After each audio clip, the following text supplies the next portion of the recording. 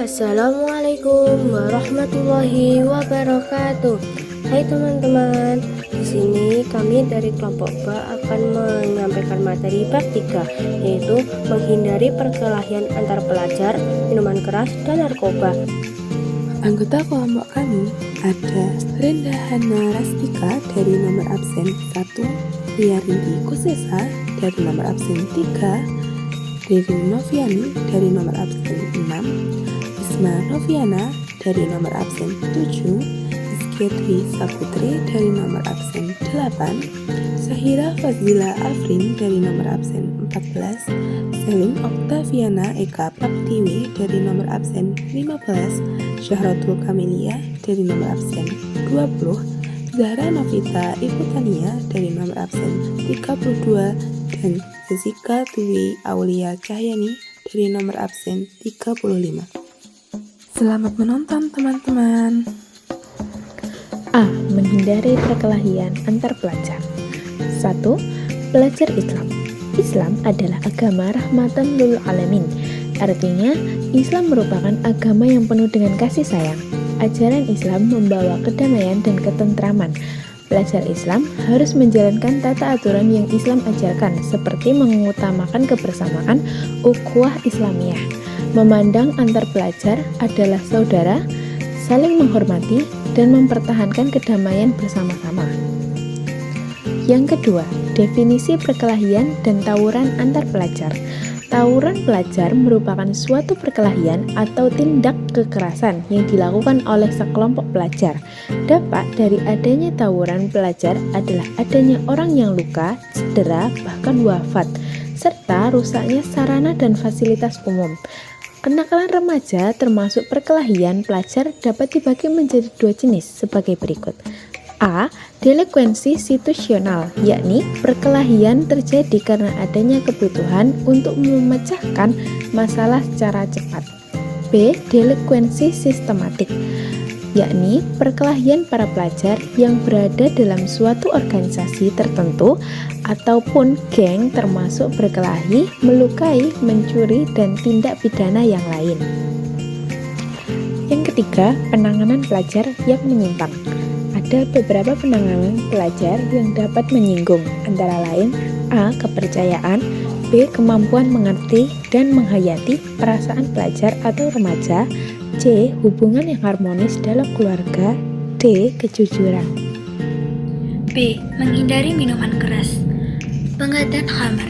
Khamar adalah segala jenis minuman memabukkan yang dapat menghilangkan akal, pikiran, dan kesadaran seseorang. Khamar termasuk obat-obatan yang terlarang untuk dikonsumsi karena memiliki banyak dampak buruk yang ditimbulkannya, seperti mengakibatkan kerusakan fisik, mental, maupun materi. Allah berfirman tentang khamar di Quran Surat Al-Baqarah ayat 219, Surat Al-Maidah ayat 90-91 tentang khamar. A.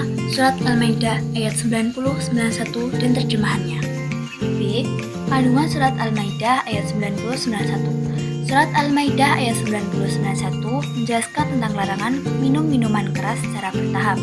Minum minuman keraslah merupakan salah satu kebiasaan kaum jahiliyah. Berikut kandungan Surat Al-Maidah ayat 90-91. Larangan perbuatan yang berurutan dimulai khamar, termasuk narkoba sampai mengundi nasib. Semua larangan ini dulu, kini, dan esok dampak negatifnya sudah terbukti. Al-Quran menjelaskan hukum tentang minuman keras secara berangsur-angsur dapat mengakibatkan permusuhan, pertikaian, dan kebencian yang menghalangi orang untuk mengingat Allah dan mengerjakan sholat. Mengenai pengharaman minuman khamar, para ahli tafsir berpendapat bahwa ayat ini merupakan tahap terakhir dalam menentukan hukum haramnya meminum khamar. 1. Berupa informasi tentang adanya kandungan alkohol pada buah anggur pada surat An-Nahl ayat 67. 2. Manfaat dan madharat minuman keras dalam surat Al-Baqarah ayat 219 ketika iman kaum muslimin belum begitu kuat untuk dapat meninggalkan kegemaran dan kebiasaan mereka yang sebenarnya tidak boleh dikerjakan. Setelah turun ayat ini, sebagai kaum muslimin meninggalkan kebiasaan minum khamar.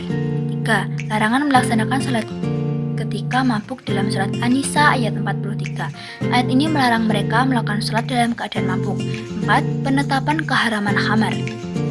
Setelah iman kaum muslimin semakin kuat dan kewajiban mereka semakin mantap untuk meninggalkan larangan agama, maka turunlah surat Al-Maidah ayat 90. Khamar atau minuman beralkohol dilarang karena memiliki kemudaratan. Alkohol juga menyebabkan tubuh tidak dapat menyerap vitamin dan mineral atau keduanya dibuang ke dalam urin. Alkohol merusak sistem saraf, melemahkan koordinasi otot dan mata, penyebab kecelakaan. Juga menghilangkan ingatan sehingga melakukan segala kejahatan tanpa kesadaran, seperti berkelahi dan merampok. Adapun judi, amat besar bahayanya bagi pribadi dan masyarakat. Judi dapat merusak kepribadian dan moral seseorang karena seorang penjudi selalu berangan-angan akan mendapatkan keuntungan besar tanpa bekerja dan berusaha. Menghabiskan umurnya di meja judi tanpa menghiraukan kesehatan, keperluan hidup, dan keluarganya yang menyebabkan rumah tangga hancur. Pada akhir ayat ini, Allah memerintahkan agar orang beriman menjauhi minuman khamar, berjudi, berkorban untuk patung-patung, serta mengundi nasib. Diharapkan dengan menjauhi perbuatan-perbuatan itu, mereka akan menjadi orang-orang yang sukses dan beruntung di dunia dan di akhirat. Setelah menjelaskan bahaya-bahaya yang timbul dari khamar dan judi, maka Allah memperingatkan semua mukmin. Apakah mereka mau berhenti dari mengerjakan pekerjaan itu?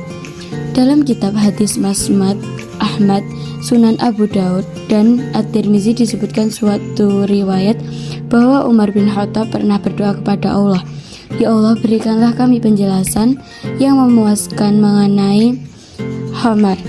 Maka turun surat Al-Baqarah ayat 219.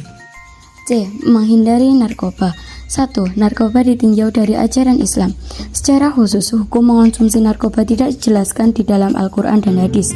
Jenis obat-obatan psikotropika dan narkotika meskipun tidak mengandung alkohol tetapi tetap haram digunakan.